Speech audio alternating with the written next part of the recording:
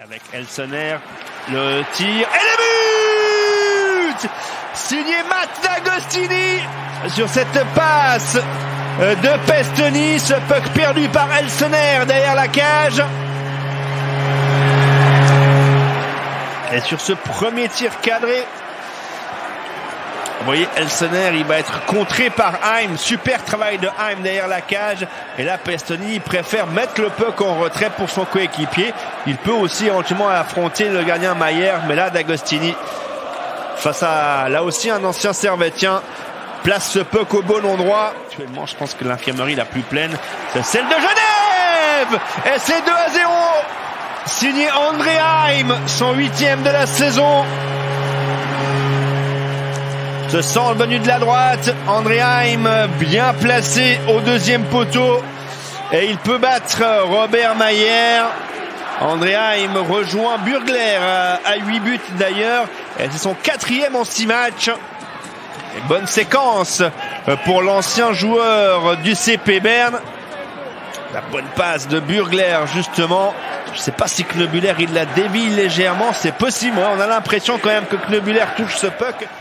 Et bien joué de la part de l'attaquant qui devait être peut-être Dario Burgler. Et le but derrière. Le but de Longno signé Grenier qui permet à Longno de revenir tout de suite dans cette partie, de ne pas laisser Ambry s'envoler.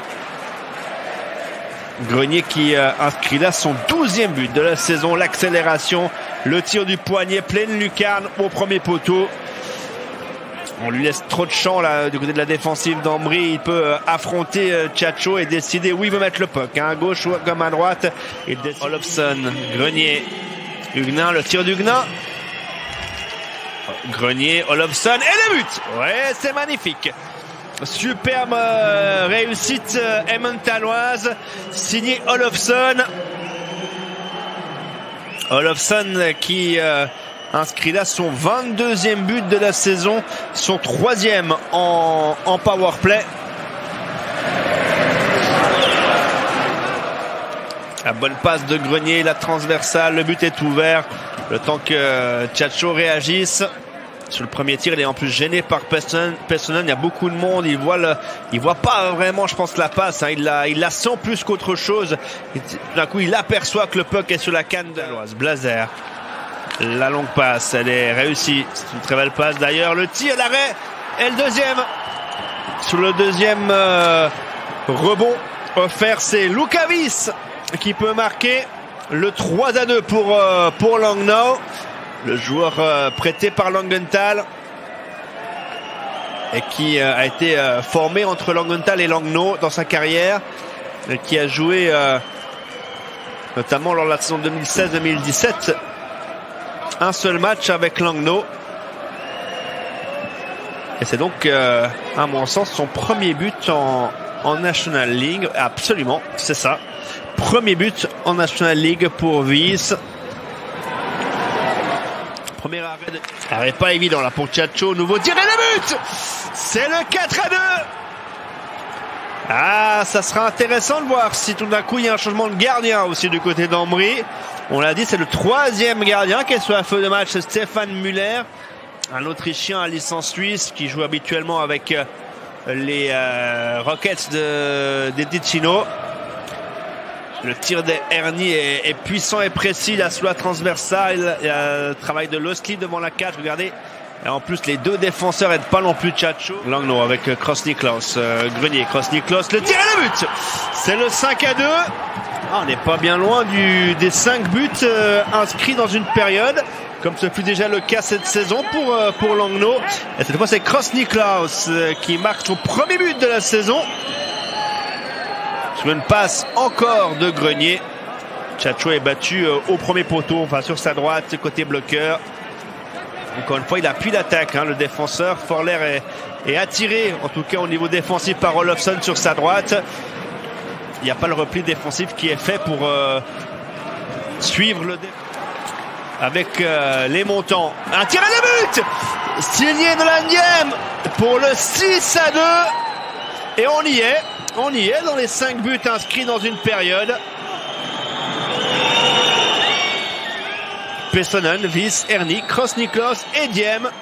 Et Diem, lui, c'est son 4e de la saison. Ouais, Raglas entre les jambes.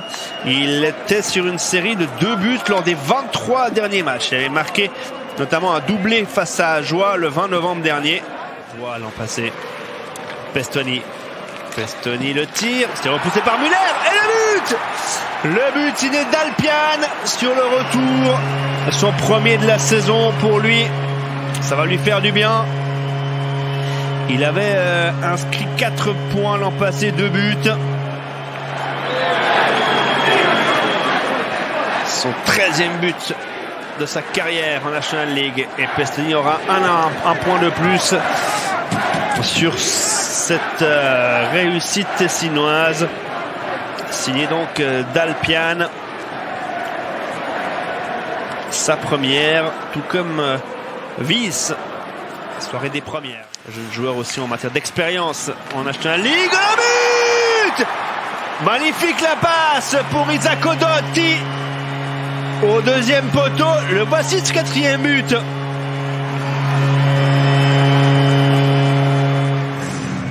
Alors, est-ce qu'on va la voir cette fin de soirée complètement folle?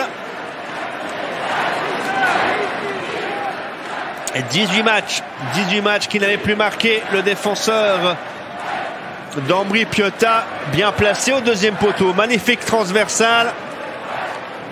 Et il rejoint toujours avec un homme de plus. Le tir de Itanen et le but! Le voici, ce 5e but. Inscrit à 6 contre 5.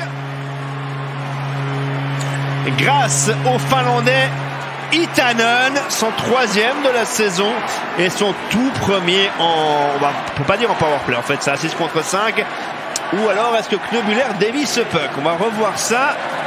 Alors on verra pas. Par contre, j'ai bien l'impression que la trajectoire du puck est déviée par Knobuller avant de le donner à Itanen. Ouais. À mon sens, c'est vraiment pour Knobuller. Ça sera pour le joueur roman qui va inscrire.